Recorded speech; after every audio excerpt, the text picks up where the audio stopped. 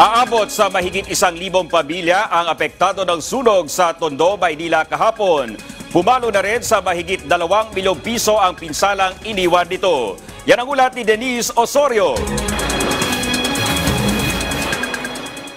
Mausok pa rin dito sa pinatatuyuan ko dahil sa isang malaking sunog na sumiklab dito kahapon na nagdulot ng matinding pinsala sa isang malaking komunidad dito sa Barangay 105, Vitas, Tondo, lungsod ng Maynila. Nagsimula ang sunog bandang 11:44 ng umaga at mabilis na kumalat sa masikip na lugar ng Aroma Temporary Housing Site. Lalong lumala ang sunog dahil sa malakas na hangin na mabilis tumupok sa 12 gusaling yari sa magagaan na materyales, pati na ang isang gusali kung saang nadali ang harapan. Agad na rumesponde ang Bureau of Fire Protection o BFP at itinaas ang alarma sa Task Force Alpha bandang 12:24 ng tanghali at kalaunan ay Task Force Bravo bandang 1:33 ng hapon.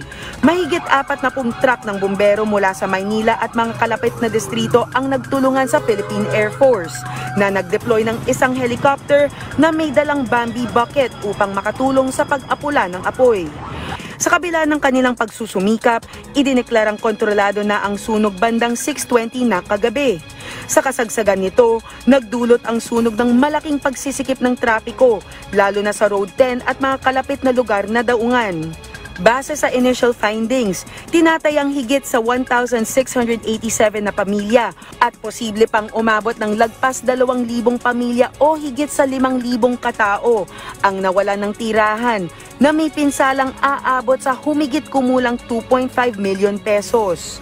Ayon kay Barangay Kagawad Marlene Tumboco, aabutin ng humigit kumulang 1 linggo upang tuluyang maalis ang mga bakal sa nasunugang area at gawing ligtas ang lugar para sa pagbabalik ng mga residente kung saan pantay-pantay na paghahatian ang lugar sa mga pamilya. Kami po dito sa amin sa barangay, kami mga barangay officials, nagtutulong-tulong po kapag mayroong ganong sakuna, tulong-tulong po kami, puntahan sila, palikasin, tulungan yung mga bumbero. 7 residente ang nagtamo ng bahagyang mga sugat, ngunit sa kabutihang palad, walang naiulat na nasawi at walang nawawalang tao, bagamat may ilang pamilya ang nagkahiwalay dahil nailagay sila sa magkakaibang evacuation center. Si Agnes Villanueva at ang kanyang pamilya, hindi pa maisip kung paano sila makakabangon mula sa nadulot ng sunog. Hindi po namin alam kung paano kami mag-uumpisa uli sa dagok na binigay sa amin. Lahat kasi, lahat, wala po. Ito lang punta ako na itong umabot sa amin. Nagtayo ng mga evacuation center sa Barangay 105 at 106 at sa Vicente Lim Elementary School upang magbigay ng pansamantalang tirahan at pangunahing pangangailangan sa mga pamilyang nawalan ng tahanan. Bumisita na rin sina Manila Mayor Honey Lacuna at Vice Mayor Yul Servo, habang kaninang umaga naman maraming lokal na pamahalaan kabilang ang Bacoor City ang nagpadala ng tulong tulad ng relief supplies at malinis na inuming tubig mula sa Department of Social Welfare and Development. Nananawagan si Barangay 105 Chairman Elenita Reyes, kasama ang mga naapektuhang residente, sa administrasyon na tulungan silang makabangon at muling itayo ang kanilang mga buhay. Siyempre, humingi po kami ng tulong sa ating presidente dahil alam namin yung lugar na yun hindi naman po sa amin, hindi po sa kanila. Kaya po ang aming iniiling ko po sa ating presidente, pinapaabot ko po sana sa kanya, sana mabigyan po sana ng pabahay ang ating mga residente.